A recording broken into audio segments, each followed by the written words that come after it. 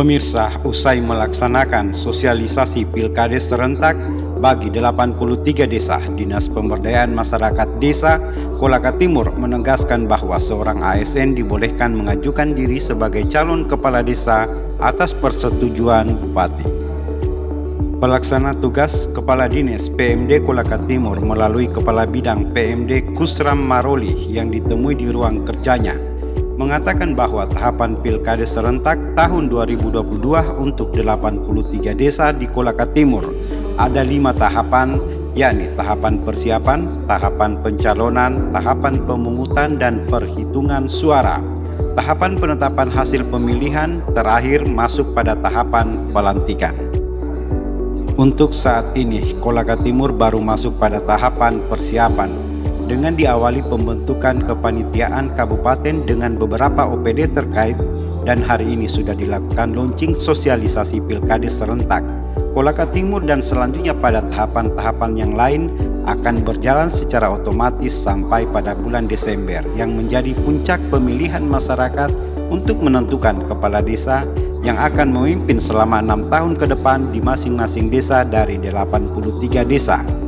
Kepala Bidang PMD lanjut menyampaikan bahwa tahapan Pilkades serentak yang akan diikuti 83 desa sudah dimulai sejak bulan Juli, dan dia juga mengatakan sebagai panitia kabupaten tidak melakukan rincian hari, minggu dan pertanggal, namun pihaknya menyusun perencanaan berdasarkan bulan tahapan daripada kegiatan tersebut.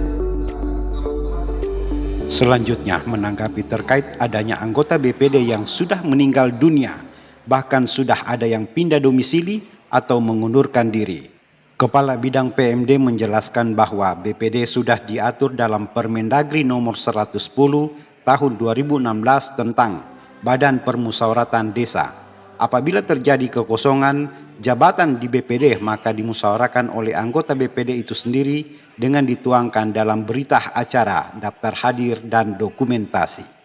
Terkait apakah ASN diperbolehkan mencalonkan sebagai kepala desa atau tidak, Kepala Bidang PMD juga menjelaskan bahwa berdasarkan Peraturan Menteri Dalam Negeri Republik Indonesia Nomor 72 Tahun 2020 tentang perubahan kedua atas Peraturan Menteri Dalam Negeri Nomor 112 Tahun 2014 tentang pemilihan kepala desa, tidak ada pasal menjelaskan bahwa seorang ASN dilarang mencalonkan sebagai kepala desa.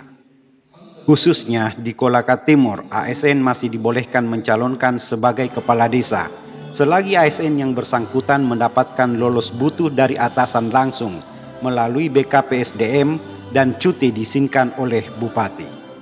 Penjelasan penutup Kabid PMD, ia berharap kepada masyarakat yang menyelenggarakan Pilkades untuk tidak menjadi pemilih golput, karena masa depan desa ada di tangan masyarakat desa itu sendiri.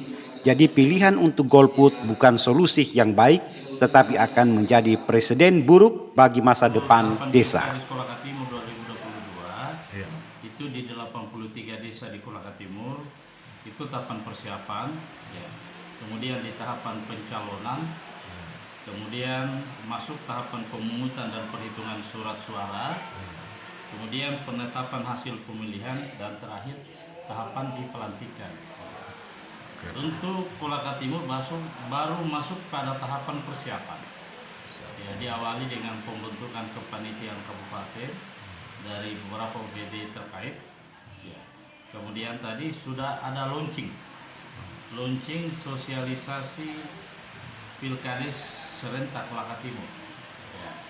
Dan selanjutnya, ya, tahapan-tahapan yang lain akan berjalan secara otomatis sampai pada bulan Desember puncak, ya, pemilihan masyarakat menentukan siapa kepala desa yang akan memimpin 6 tahun ke depan di masing-masing desa dari 83 desa.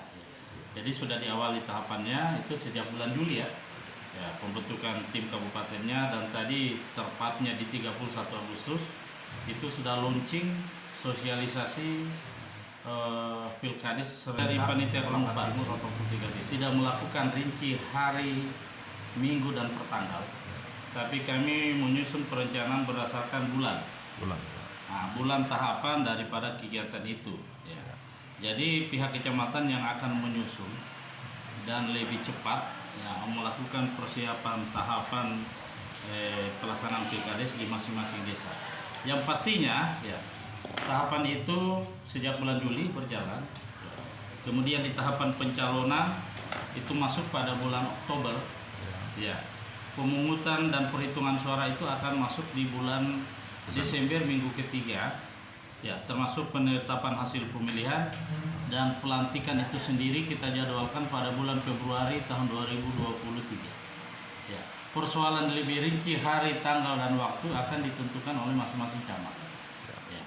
Yang jelas di bulan ini, di bulan yang kami tetap yang rencanakan itulah tahapan pilkades yang diselenggarakan 6 bulan. Ya. Terkait dengan BPD itu sendiri diatur oleh Permendagri 1110 tahun 2018. 17 ya, kalau saya tidak salah, 17.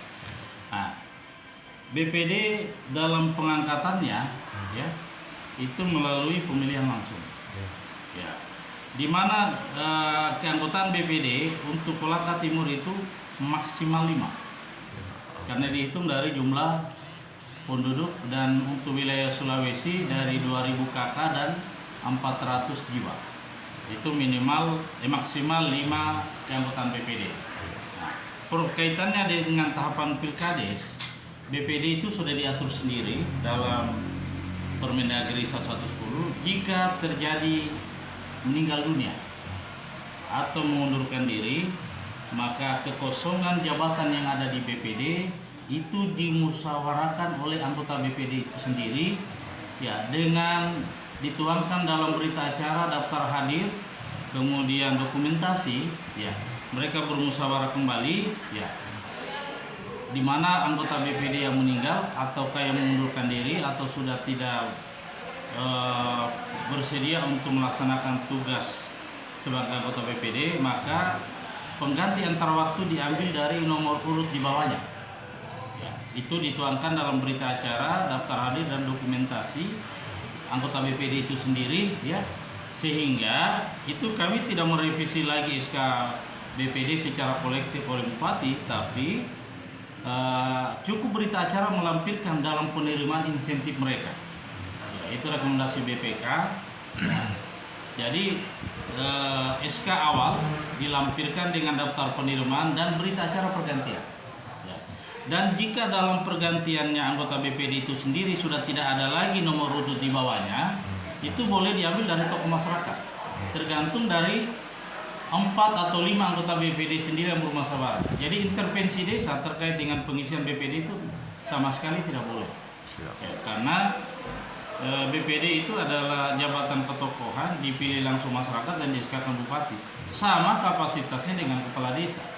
Ya, kepala desa dipilih oleh masyarakat, jabatan ketokohan, juga di-SK-kan oleh bupati, hanya tupoksi yang beda.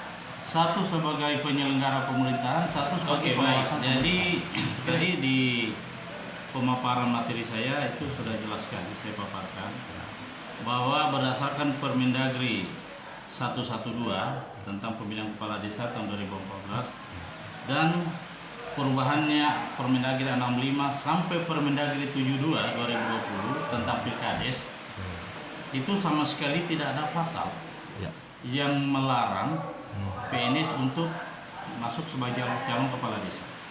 Ya. Namun lagi-lagi tidak ada yang melarang maupun tidak ada yang menyuruh.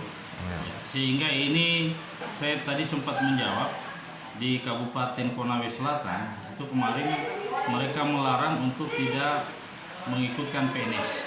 Ya.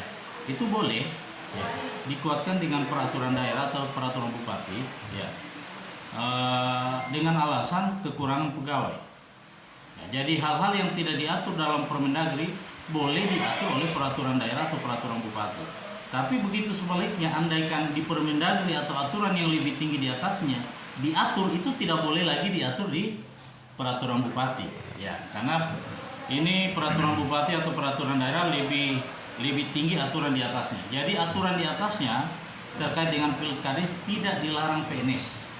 Tergantung pemerintah daerah ya melihat itu ya, dengan alasan kekurangan pegawai boleh dia tuangkan dalam perda atau peraturan bupati. Inilah yang terjadi di Konsel.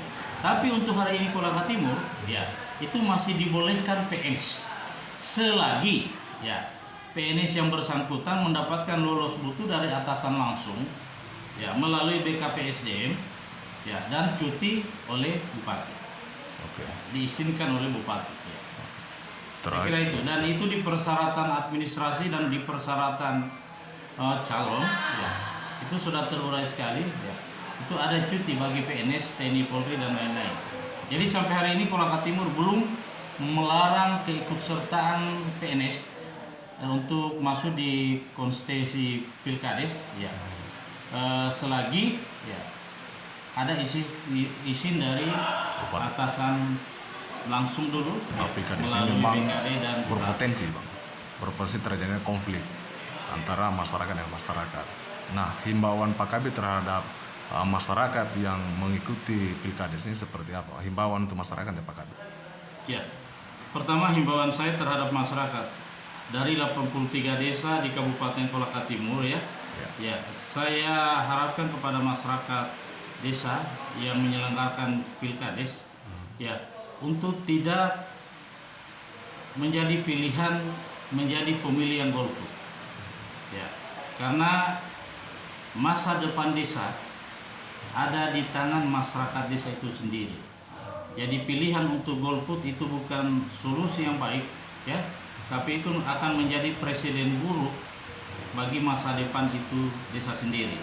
Persoalan ketertiban dan keamanan di desa, pemilihan kepala desa yang berkualitas, yang demokratis, ya, makanya saya titik beratkan kepada penyelenggara.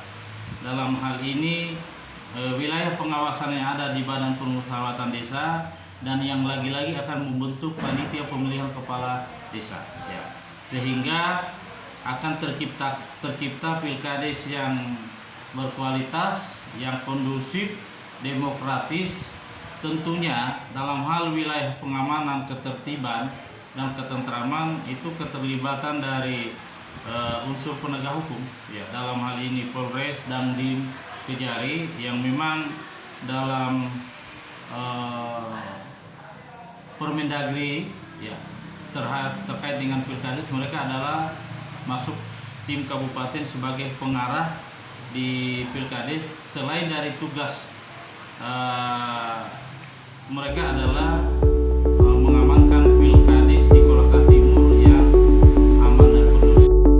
Kabupaten Kolaka Timur, tajuk peristiwa.com, Jumran Jumadi melaporkan.